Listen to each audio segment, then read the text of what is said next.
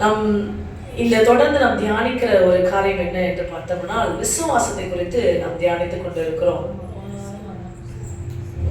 அநேக நாட்கள் நாம் அதை குறித்து இந்த வருஷத்துல நாம் தியானிக்க போகிறோம் என்று முன்னாடி நான் சொன்னேன். அது எவ்வளவு அவசியமா இருக்கிறது என்றால், வெளிப்படுத்தின விசேஷம் 14ஆம் அதிகாரம்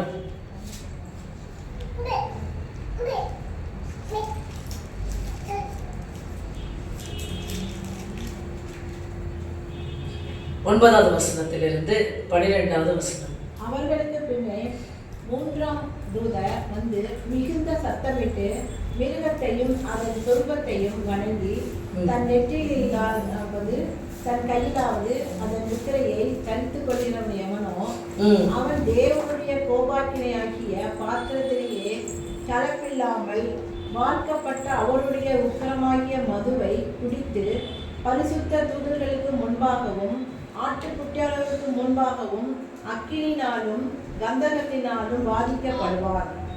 அவர்களுடைய வாதையின் புகை சதா காலவேகம் எழும்பும்.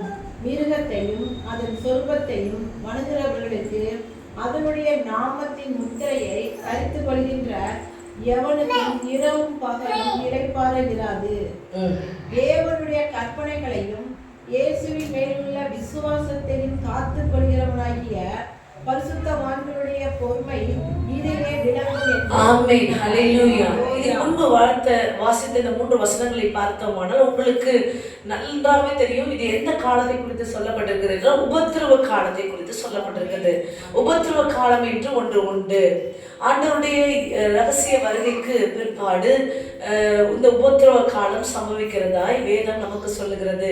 ஆண்டவருடைய ரகசிய வருகைக்கு பிற்பாடு சம்பவிக்க போகிற இந்த உபத்திரவ காலத்துல நாம் உபத்திரவ காலம் என்று ஏன் இதை சொல்லுகிறேன் என்றால், அப்பொழுது என்ன செய்வாங்க உங்களுக்கு நல்லா தெரியும் இந்த வசனம் எதை குறிக்கிறது என்று. முத்திரைகளை உங்களுடைய வலது கையிலையும் நெற்றியிலையும் போடும்படியாக கடைசி நாட்களில் சொல்லப்படும். ஆமென். அதற்கு ஒரு முன்னடையாளமாக தான் இன்றைக்கு ஆதார் கார்டு நம்மள்ட்ட இருக்கு அப்படின்னு சொல்லி சொல்றாங்க. அல்லேலூயா. இது நமக்கு முந்தின முன்னோர்கள் தாத்தா பாட்டுலாம் பார்த்தோம்னா அவங்களுக்குலாம் ஆதார் கார்டே கிடையாது. அல்லேலூயா. ஆனா நமக்கு இன்னைக்கு நம்பர் இருக்கு. இந்த நம்பர் தான் இன் ஃபியூச்சர் என்னவாக போகுது. இதெல்லாம் ஓரளவுக்கு உங்களுக்கு சத்தியெல்லாம் கேட்டிருப்பீங்க. தெரியாதவங்களுக்கு நான் ஒரு சின்ன கிட்ஸாக தான் சொல்றேன். இந்த நம்பர்ஸ் எல்லாம் ஃபைனலி ஒரு சிப்ஸா மாறி அந்த சிப்பு வந்து நம்முடைய கையிலையும் நெத்தியிலையும் போடும்படி வைக்கப்பட போகிறது. அப்ப நம்ம அதை நோக்கி போயிட்டோமா? போயிட்டோம். அல்லேலூயா. அதை நோக்கி நம்ம வந்துட்டோம். இன்னைக்கு நம்பர் வந்துருச்சு. ஆமா. ஸோ வந்து என்னன்னா அது வந்து என்னவாக போகிறது அப்படின்னா, அது சிப்பா மாறி ஒன்று இங்க ஏன் அதை வந்து போடணும் அப்படின்னா, இதை போட்டிருக்கவும் மட்டும்தான் பொருளை வாங்கவும் விற்கவும் முடியும். அல்லேலூயா. உனக்கு அரிசி வேணும்னா இந்த சிப்பு போடணும். அல்லேலூயா. இதெல்லாம் உங்களுக்கு நல்லாவே தெரியும் நான் நினைக்கிறேன். ஸோ இப்படிப்பட்ட ஒரு காலம் வருகிறது. அந்த காலத்தில் அந்த காலத்தை நம்ம என்ன சொல்றோம்? உபத்திரவ காலம் என்று சொல்றோம். இந்த உபத்திரவ காலத்துல நாம் விசுவாசத்தை இழந்து போக கூடாது. யார் இந்த முத்திரை போடாம இருப்பாங்க தெரியுங்களா? விசுவாசிக்கிறவங்க மட்டும்தான் போட மாட்டாங்க. அல்லேலூயா. விசுவாசத்துல பதட்டம் உள்ளவன், விசுவாசத்துல குறைவுள்ளவனா போட்டுருவான். அல்லேலூயா. அதனால இங்க என்ன சொல்லப்படுகிறது? பரிசுத்தவான்கள் விசுவாசத்தை காத்து கொள்ளுகிறவர்களாகிய. ஆமென். அப்ப எதை காத்துக்கொள்ள வேண்டும்? விசுவாசத்தை காத்துக்கொள்ள வேண்டும். ஆமென். இவ்வளவு முக்கியமான ஒரு காரியத்தை தான் நான் பேச போகிறேன். விசுவாசத்தை நாம் காத்துக்கொள்ள வேண்டும். ஆமென். எக்காலத்துக்கும் பொன்னா விளங்க வேண்டியது உங்க விசுவாசம். சொல்லுங்க. எக்காலத்துக்கும் பொன்னா விளங்க வேண்டியது ஏன் விசுவாசம். எக்காலத்துக்கும் அது தாழ்மையின் காலம், நெருக்கத்தின் காலம், துன்பத்தின் காலம், சந்தோஷத்தின் காலம், இக்கட்டின் காலம், எப்படிப்பட்ட காலத்திலையும் விசுவாசம் பொன்னாக விளங்கும்படி செய்வீராக. ஆமென். அல்லேலூயா. உபத்திரவ காலமா இருந்தா கூட அந்த இடத்துல விசுவாசம் பொன்னாக விளங்கும். ஆமென். ஆமென். அல்லேலூயா. அப்படிப்பட்ட விசுவாசத்தை தான் இன்றைக்கு நாம் தியானித்து கொண்டிருக்கிறோம். இது எவ்வளவு முக்கியம் அப்படின்றதையும் இதன் மூலம் என்னென்ன கிடைக்குது உங்களுக்கு அப்படின்றது தான் நம்ம அதிகமா பார்க்க போறோம். அல்லேலூயா. இன்னைக்கு பார்க்க போற டாபிக் விசுவாசமும் பாவமும். அல்லேலூயா. விசுவாசத்துக்கும் பாவத்துக்கும் என்ன மாதிரி ஒரு தொடர்பு இருக்குது? அல்லேலூயா. அப்படின்றத ரெண்டு ஆப்போசிட் டாபிக். ஒன்று விசுவாசம், ஒன்று பாவம். பாவத்துக்கு எதிராக தான் விசுவாசம் இருக்குது. ஆமென். அல்லேலூயா.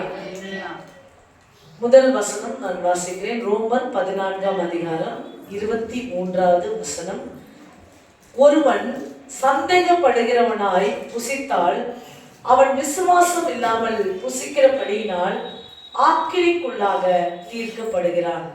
விசுவாசத்தினாலே வராத யாவும் பாவமே. ஆமென். திருப்பி சொல்றேன். விசுவாசத்தினால வராத யாவும் பாவமே. அப்ப நீ விசுவாசிக்கலனா பாவம் வந்துடுது. அல்லேலூயா. அப்படியே நீங்க அப்படியே மாத்தி நீங்க ஆப்போசிட் இப்படி போட்டு பார்த்து, விசுவாசத்தினால வராத யாவுமே பாவம். ஆமென். விசுவாசிக்காம உன் கையில கிடைக்கிற எல்லாமே பாவம். எத்தனை பேருக்கு விளங்குது? அல்லேலூயா. சரி, விசுவாசம்னா என்ன தெரியுங்களா? உறுதியாய் நம்புவது. உறுதியாய் ஒரு காரியத்தை செய்யும் போது இந்த காரியத்துல தேவன் இருக்கிறாருன்றத உறுதியா நம்புறதுதான் விசுவாசம். ஆமென். அதை நம்ப முடியாத சில சூழ்நிலைகள் இருக்கும். தேவன் இருக்கிறாரா இல்லையான்னு தெரியல அப்படின்னு ஒரு சூழ்நிலை இருக்கும். அப்படிப்பட்ட காரியங்களில் மனசாட்சி இதை செய்யாதே என்று சொல்லும். ஆமென். இதை செய்யாத, தேவன் இருக்காரா இல்லையான்னு தெரியாம இதை செய்யாத. அல்லேலூயா. அந்த மனசாட்சி உன்னை குத்தி செய்யாதன்னு சொல்ற இடம் பாவமா மாறு. ஆமென். எத்தனை பேருக்கு இது விளங்குச்சு? நான் சொன்னதை கவனமா கேட்டா மட்டும் தான் புரியும். ரொம்ப ஆழமான ஒரு விஷயத்தை நான் சொல்லிட்டு இருக்கேன். அல்லேலூயா. விசுவாசிக்கிற இன்னும் சொல்ல போனா கிறிஸ்தவன் பாவமே செய்ய முடியாம. கிறிஸ்தவன் பாவமே செய்ய முடியாம. கிறிஸ்தவன்னா யாரு? கிறிஸ்துவை விசுவாசிக்கிறவன். அப்ப நீங்க பாக்குற கிறிஸ்தவங்க எல்லாம் பாவம் செய்யறாங்கன்னா அவங்க கிறிஸ்துவ இன்னும் விசுவாசிக்கலன்னு அர்த்தம். அல்லேலூயா. விசுவாசிக்கிற ஒருவனாலும் பாவம் செய்ய முடியாது. அல்லேலூயா. அப்ப நிறைய பேர் நிறைய டைமென்ஷன் இருக்கு, டினாமினேஷன்ஸ் இருக்கு. அதுல இன்னும் பாவம் செய்யணும்னா அவன் இன்னும் கடவுளை சரியாய் விசுவாசிக்கவில்லை. ஆமென். நல்லா கேட்டுக்கோங்க. அவிசுவாசி மட்டும்தான் பாவம் செய்யணும். ஏன்னா அவனுக்கு பாவம் என்ன என்று உணர்த்தப்படும் போதும் அந்த பாவம் என்ன அவனும் உணர்த்தப்படுவான். ஒரு அவிசுவாசி, ஒரு ஹிந்து, ஒரு வேற இடத்துல இருக்கான், வேற புத்த மதம், அவனுக்கும் மனசாட்சி இருந்த பாவம் என்னன்னு உணர்த்தப்படும். யாருக்குமே பாவம் என்னன்னு தெரியாம இருக்க கர்த்தர் அப்படிதான் உருவாக்கி இருக்காங்க எவ்ரிபடி. ஆனா அந்த பாவம் என்று உணர்த்தப்படும் போதும் அதை தொடர்ந்து அவன் செய்வதற்கு காரணம் அவனுக்கு நம்பிக்கை வேறொன்றின் பேரில் இல்லை. ஆமென். அவனுடைய நம்பிக்கை இப்ப எப்படி சொல்லணும், உங்களுக்கு புரியுற மாதிரி தியாலஜி சொல்லணும் அப்படின்னா, ஏற்கனவே இதை நான் சொல்லியிருக்கேன். இப்ப ஒரு அவிசுவாசி, கடவுளை அறியாதவன், அவனுக்கு பசி உண்டாயிற்று, பயங்கர பசி, 4 நாள் சாப்பிடாம இருக்கான். போகும்போது ஒருத்தவங்க கடையில் வேலை பார்க்குறவன் என்ன பண்ணுறான் அப்படின்னா, நிறைய எதையோ ஒன்று எடுத்து கீழே வச்சிருக்கான். அவன் ஏதோ வேலை பார்த்துட்டு இருக்கான். இவன் ஒரு அவிசுவாசி. இப்போ இவனுக்கு போய் அந்த சாப்பாடை எடுக்கிறதுக்கு முன்னாடி மனதில் குற்றப்படுகிறானா படலையா அப்படின்னா குற்றப்படுகிறான். எல்லாம் மனசாட்சி நிமித்தம் அவன் குற்றப்படுகிறான். ஆனாலும் அவன் அதை வேகமா எடுத்துடலாம். அல்லேலூயா. அந்த இடத்துல திருட்டு என்ற ஒரு பாவத்தை செய்கிறான். அல்லேலூயா. இதே விசுவாசி தன் முன்னாடி அந்த பசியின் மத்தியில சாப்பாடு இருந்தாலும் ஆண்டவர் சொன்னார் பார்த்தீங்களா, கல்லுகள் அப்பத்தை ஆக்க முடியும்னு சொல்லும் போது வசனத்தினால கூட பிழைப்பான். அல்லேலூயா. இயேசு சொன்னார் பார்த்தீங்களா, அல்லேலூயா. உடனே அந்த பிஸ்கட்டையோ அந்த சாப்பாடையும் எடுக்காம, ஆண்டவரே அல்லேலூயா எனக்கு ஆகாரம் கொடும், இந்த பாவம் நான் செய்யாதபடி தடுத்து போடும். இவன் தான் விசுவாசி. அப்ப அவன் விசுவாசியா இருக்கிறதுனால பாவம் கண்ணு முன்னாடி வைக்கப்பட்டோம், அவன் அதை செய்யாமல் ஆண்டவரை கூப்பிடுகிறான். அப்ப நல்ல விசுவாசி பாவம் செய்ய மாட்டான். ஆமென். அப்ப உன்னை பாவம் செய்யாமல் தடுக்கிறது விசுவாசமே. ஹல்லேலூயா. எப்படிங்க அந்த பாவத்தை செய்யாம இருக்குது? பாவம் அப்படியே மேற்கொள்ள நினைக்கிறேங்க அப்படி சில பேர் சொல்லுவாங்க, பாவத்தை நான் செஞ்சிடறேன், எப்படி செய்யறேன்? ஏன்னா உனக்கு தேவன் பேரில் விசுவாசம் வைக்க முடியவில்லை. அவர் உன்னை காப்பாற்றுவார், அவர் உன்னை போஷிப்பார், அவர் உனக்கு உதவி செய்வார் என்ற விசுவாசம் உனக்கு அவர் பேரில் இல்லாதது நிமித்தம் நீ இந்த பாவத்தை செய்ய. ஆமென். ஹல்லேலூயா. எப்படி விசுவாசம் உன்னை பாவம் செய்யாமல் தடுக்கிறது என்று நீ தெரிந்து கொள்ள. ஆமென். ஹல்லேலூயா. எத்தனை பேருக்கு புரியுது? Thank you Jesus. யோவான் 16ஆம் அதிகாரம் 9வது வசனம்.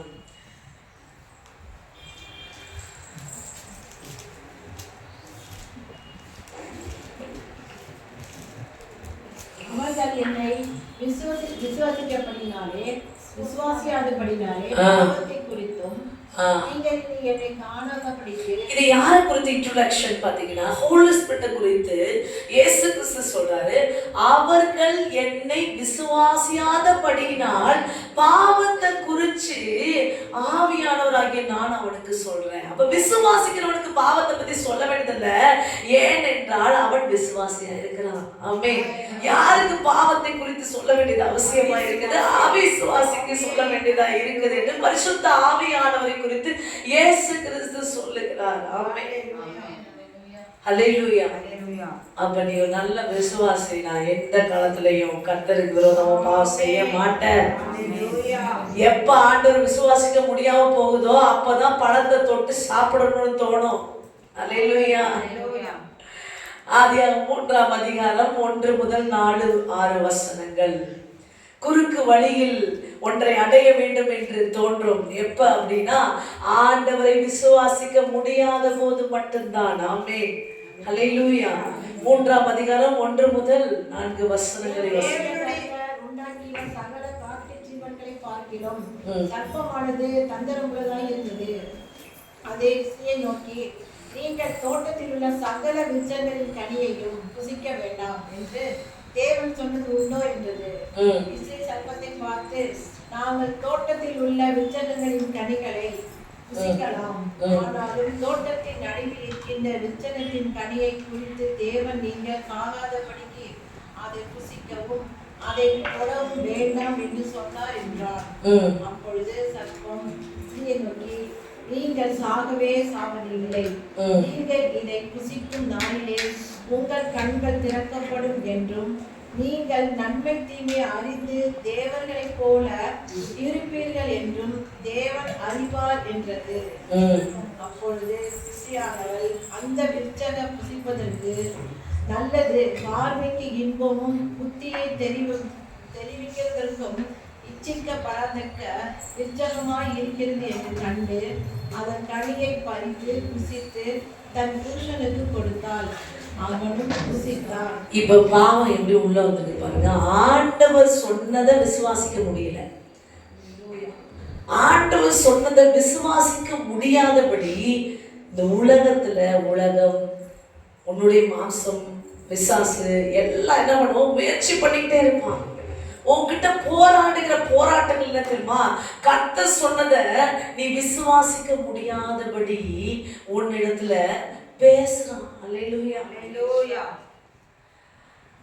அப்ப இந்த சத்தத்தை கேட்டு ஆண்டவர் சொன்னதை விசுவாசிங்க. நம்ம சாகவே சாவன்னு சொன்ன விஷயத்த சாக மாட்டேன்னு சொன்னத, பிசாசு சொன்னத, சர்ப்பம் சொன்னத ஏவல் விசுவாசித்து பாவம் செய்தார். அல்லேலூயா. அவன் அவிசுவாசியா அந்த இடத்துல மாறுகிறார். ஆமென். கர்த்தருடைய பிள்ளையாய் இருந்து கர்த்தருடைய வார்த்தையை நம்பிக்கொண்டிருந்தவர்கள் திடீரென்று வேறொரு வார்த்தையை நம்பும் போது வேறு மனிதன், நீங்க இன்னைக்கு நல்லா கேட்டுக்கோங்க, கர்த்தருடைய வார்த்தையை கேட்டு கர்த்தருடைய பாதையில் நடந்து கொண்டிருக்கும் போது உங்களுக்கு எந்த பிரச்சனையும் இல்லை. ஆனா எங்கேயாவது வேறு மனுஷர்கள் வேறு உலகத்தார்கள் சொல்லுகிற வார்த்தைகளுக்கு நீங்கள் செவி கொண்டு போயிருக்கிறானால் அந்த இடத்துல உங்களுக்குள்ள பாவம் நுழையும். ஆமென். ஹல்லேலூயா. அவள் பாவம் செய்தால் அவள் செய்த பாவத்தின் நிமித்தம் ஆதாமும் பாவம் செய்கிறவனாய் ஜீவனற்றவர்களாய் மாறி போனார்கள். ஆமென். மரணத்தை வருவித்துக் கொண்டார்கள். ஹல்லேலூயா. சோ ரெண்டாவது நான் சொல்றேன், அந்த இடத்துல சொன்னேன், முன்பு சொன்ன உதாரணத்திலே, உனக்கு முன்பு ஒரு ஆகாரம் இருக்கும்போது ஆண்டவரே எனக்கு இந்த ஆகாரத்தை தாருங்கன்னு நீங்க அவரை நோக்கி கூப்பிடும் போய் ஒரு இருந்துச்சு பார்த்தீங்களா? அது ஏன் கூப்பிட்டீங்க? அந்த இடத்துல முன்ன ஒரு உதாரணம் சொன்னேன்ல, பசியோடு போறான், ஆகாரம் இருக்குது, அவிசுவாசி எடுத்துறான் டக்குன்னு, ஏன்னா அவனுக்கு நம்பிக்கையே இல்லை, எந்த ஒரு விசுவாசமும் இல்லை. இப்ப விசுவாசி அதை எடுக்க முடியல, ஏன்னா கடவுளை விசுவாசிக்கிறான். அவரை நோக்கி கூப்பிட்டு எனக்கு உதவி செய்யும் ஆகாரம் தாருன்னு கேட்டேன். ஏன் கேட்டான் அப்படின்னா, கர்த்தர் சொல்றாரு, என்ன சொல்லியிருக்காரு, அதை அறிந்திருக்கணும். ஆமென். ஏவாள் அறிந்திருந்தும் தவறு செய்தால், நீ அறிந்திருக்கிறாய், இன்னைக்கு கர்த்தரை அறிந்திருக்கிற, கர்த்தர் உன்னை போஷிக்கிறவர், கர்த்தர் உனக்கு நல்லவராய், கர்த்தர் உனக்கு நன்மை செய்வார் என்று அறிவு உனக்கு கொடுக்கப்பட்டிருக்கிறது. ஒருவேளை சிலருக்கு பிறப்பிலிருந்து கொடுக்கப்பட்டிருக்கும், சிலருக்கு இடையில கொடுக்கப்பட்டிருக்கும். கர்த்தர் நன்மை செய்வார் என்ற அறிவு. ஆமென். ஹல்லேலூயா. அந்த நிமித்தம் தான் அவரை நோக்கி கூப்பிட முடியும். ஆமென். அந்த அறிவு, கேள்வியினால் வருகிற அறிவு, கேள்வியினால் வருகிற விசுவாசம் தான் அவரை நோக்கி எனக்கு போஷிங்கன்னு கேட்க முடியும். ஆமென். அந்த அறிவை பெற்றுக்கொள்ளதான் நீங்க சபைக்கு வருகிறீங்க. சபை உங்களை கர்த்தரை அறிகிற அறிவுல வளர்த்து கொண்டு இருக்குது. கர்த்தர் எப்படிப்பட்டவர்ன்றது வளர்த்து கொண்டு, எதுக்கு சபைக்கு வரணும் அப்படின்னா இதெல்லாம் தெரிஞ்சாதான் அந்த திருடாம இருக்க முடியும். அல்லேலூயா. கர்த்தர் யாருன்னு தெரிஞ்சாதான் விசுவாசிக்க முடியும். ஆமென். சில பேர் சர்ச்சுக்கே வராம வீட்டுல உட்கார்ந்து வெளில நிக்கிறாங்க பாருங்க, அவங்க அவிசுவாசியாவே வாழ்ந்துட்டு இருப்பாங்க. அல்லேலூயா. ஏன் தெரியுங்களா? கர்த்தரை அறிகிற அறிவு பெற முடியல. கர்த்தரை அறிஞ்சு கொள்ற இடத்துக்கு இப்ப ஸ்கூலுக்கு போனா படிக்கணும். அல்லேலூயா. உங்களுடைய நாலேஜ் பெருக்கிறீங்க. சபைக்கு வந்தா கர்த்தர் யார் என்று அறிகிறீங்க. ஆமென். ஓ, இப்படி கூட கர்த்தர் நம்ம நேசிக்கிறாரா, இப்படி கூட கர்த்தர் நம்ம மேல திட்டங்களை வச்சிருக்காரா அப்படின்ற ஒரு அறிவு. ஆமென். அப்போ வேறொரு திட்டத்தை வேறொருத்தர் காட்டும் போது இல்லைங்க, எனக்கு ஒரு திட்டம் இருக்கு, அதை நான் விசுவாசிக்கிறேன். ஆமென். இந்த திட்டத்துக்குள்ள நான் வர மாட்டேன். ஆமென். ஹல்லேலூயா. இயேசு கிறிஸ்துட்ட விசுவாசம் வந்து சொல்றான், உலகம் முழுவதையும் என்ன சொல்றான் அப்படின்னா, அந்த உலகம் முழுவதும் உனக்கு தரேன், கால விடு. அல்லேலூயா. உலகத்தை தரேன் திட்டம் போட்டு சொல்றான் இவன். ஆமா, அவ்வளவுதான் அறிவு. அல்லேலூயா. அவனுடைய அறிவு தான். அப்ப இந்த திட்டத்துக்கு ஆண்டவர் அடிப்பணிவான அவன் நினைச்சான். ஆமென். அல்லேலூயா. அது போல நம்ம கிட்ட சில திட்டங்களை கொண்டு வரும்போது, உங்கள் மேல இருக்க திட்டங்களும் தேவன் உங்களை எப்படி வைக்கிறார், எப்படி பார்க்கிறார், அவர் எவ்வளவு சர்வ வல்லமை உள்ளவர், இதெல்லாம் நீங்கள் அறிந்திருக்கும் போது உங்கள் விசுவாசம் பெருகும். இந்த உலகத்தில் இருக்க காரியங்கள் உங்களை அசைக்கும் பொழுது நீங்க அசைக்கப்பட மாட்டீங்க. ஆமென். ஆமென். ஹல்லேலூயா. சோ இன்னும் நம்ம அப்படியே நடந்து போயிட்டே இருக்கணும். இன்னும் கொஞ்சம் கொஞ்சமா தான் கூட்டிட்டு போறேன். ஆனா பெற்றுக்கொள்ளுங்க, உங்களை ஆசீர்வதிப்பார். ஆமென். அடுத்ததாக விசுவாசம் உங்களை பாவம் செய்யாம தடுக்குது அப்படின்றத நீங்க தெரிஞ்சுக்கிட்டீங்க. ஆனா விசுவாசிக்க முடியாம உங்களுக்குள்ள என்ன வேலை செய்யுறீங்களா? சந்தேகம். அந்த அவிசுவாசம் எப்போ உள்ள வருது? ஆமா, இப்ப டவுட்டை தான் யார் உண்டு பண்றான்? சேட்டன் உண்டு பண்றான். முதல்ல எடுத்தோன்னே ஏவாளுக்கு டக்குன்னு நம்பிக்க முடியாது. அடுத்து இல்லவே இல்லையா அப்படின்னு ஒரு டவுட்டை, சந்தேகம். சரிங்களா?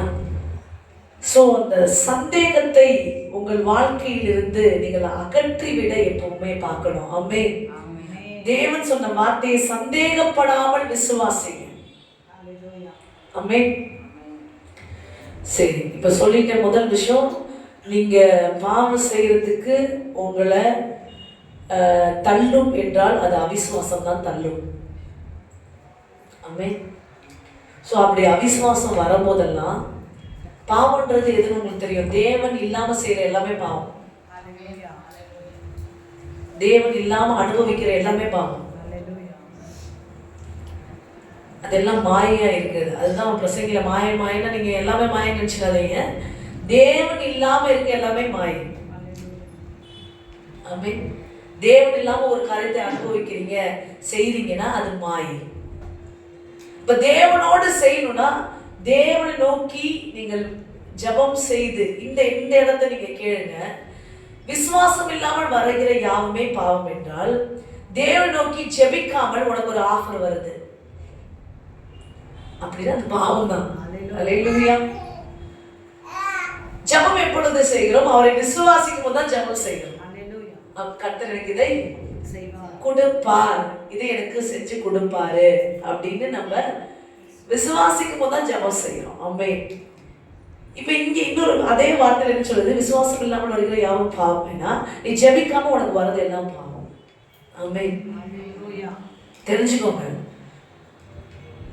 இப்போ நீங்க போனீங்க அப்படின்னு வச்சுக்கோங்க, திடீர்னு தேவையில்லாம உங்களுக்கு ஒரு ஆஃபர்ல உங்க காசு எக்ஸ்ட்ரா எடுத்துருவாங்க. அல்லேலூயா.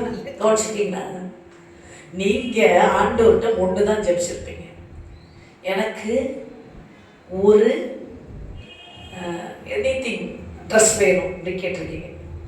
Any one dress, the price rate 2000 அப்படின்னு கேட்டிருக்கீங்க. சரிங்களா? நீங்கள் போனோன்னு பார்த்தீங்கன்னா 2000க்கு நீங்கள் கேட்டபடியே ஒரு அருமையான ட்ரெஸ் இருக்கு. அங்கேருந்து ஆஃபர் வருவான், சப்போ உள்ள வருவான். நீங்கள் ஒரு 3,500 கொடுத்தீங்கன்னா 2 கொடுக்குறாங்க. அல்லேலூயா. 1500 கூட போயிடுச்சு. அல்லேலூயா. இப்போ வாங்கிட்டு வந்துடுவீங்க. ஓ பரவாயில்லையே, 2 கிடைக்குது, ஒரு 500 நமக்கு மிச்சமாகுது. நம்ம மூளை எப்படி யோசிக்கும்? ஆனால் ஜெபிச்சது 2000 அது கிடைச்சிச்சு. அதை வச்சுட்டு 3500 2 எடுத்து வந்துட்டு இந்த 2000 ஒருத்தான ஒரு விஷயத்த எப்பயுமே நீங்க கட்ட முடியும். எக்ஸஸ் அமௌண்ட் வந்துச்சு பார்த்தீங்கன்னா அது வீணா தான் இருக்கும். அல்லேலூயா. அது பிரயோஜனம் மட்டும் தான் இருக்கும். அல்லேலூயா. அது நீங்க அது உங்களுக்கு திருப்தியாகவும் இருக்காது. ஏன்டா அந்த காசை போட்டு ஓட்டுற குழப்பத்தோடையும் வந்துட்டு இருக்கும். அல்லேலூயா. எக்ஸ்ட்ரா ஆயுதமா போயிடுச்சேன்னு இருக்கும். இல்லை ஏன் தெரியுமா? இதெல்லாம் விசுவாசம் இல்லாம வந்த அந்த ஐட்டம். அல்லேலூயா. விசுவாசம் இல்லாம ஒட்டிக்கிட்ட ஒரு விஷயம், ஜெபிக்காம கிடைச்ச ஒரு விஷயம். அல்லேலூயா. இது எல்லாமே உனக்கு சமாதானத்தை கொடுக்காது. அல்லேலூயா. சோ என்ன நீங்க ஒண்ணு கிளியரா நம்ம என்ன ஜெபிச்சோமா அது நமக்கு அந்த நேரத்துல போதும் என்ற இடத்துல நம்ம வாங்கணும். ஆமென். அப்ப நீங்க பாவத்துக்கு தப்பிச்சுக்கிறீங்க, அனாவசியமான செலவுகளை தவிர்த்து விடுவீங்க. அல்லேலூயா. இதெல்லாம் நீங்க தெரிஞ்சுக்கோங்க. ஆமென். விசுவாசம் அதை ஜெபிக்காம, விசுவாசம் இல்லாமல்லாம் ஜெபிக்காம பார்த்தீங்கன்னா ஏதாவது ஒரு கிஃப்ட் கொடுப்பாங்க. யாராவது கிஃப்ட் கொடுப்பாங்க. அந்த கிஃப்ட் பார்த்தீங்கன்னா கிஃப்ட்னு நினச்சி நம்ம வாங்கினீங்க. கிஃப்ட் வரதுல கூட என்ன பார்த்தீங்கன்னா, நீங்கள் கடவுள் நீங்கள் கேட்குற விஷயத்த கிஃப்டாக கூட கொடுப்பாரு. ஆமென். நீங்கள் ஜெபிச்சு அது கிஃப்டாக வரும். அது ரொம்ப ரொம்ப சந்தோஷமா இருக்கும். ஆண்டவருக்கு நன்றி சொல்லுங்க, கொடுத்தவங்களுக்கு நன்றி சொல்லுவீங்க. ஆனால் எதுவுமே கேட்காம உங்கள் வீட்டில் ஒரு பொருள் உட்காந்து வச்சுக்கோங்க, அதனால நமக்கு ஒரு இதுவுமே இருக்காது, ஹாப்பினஸும் இருக்காது, எதுவுமே இருக்காது. அது என்னைக்கு இருந்தாலும் இந்த பொருளாக போச்சுன்னா பிரச்சனை இல்லை. வேற ஏதாவது இருந்தால் ரொம்ப தொல்லையாயிருக்கும். அல்லேலூயா. சரிங்களா? அது ஒரு உதாரணத்தை நான் சொல்லலாம். ஒரு நிமிஷம், ஒரு உதாரணம் நான் சொல்ல வரேன்.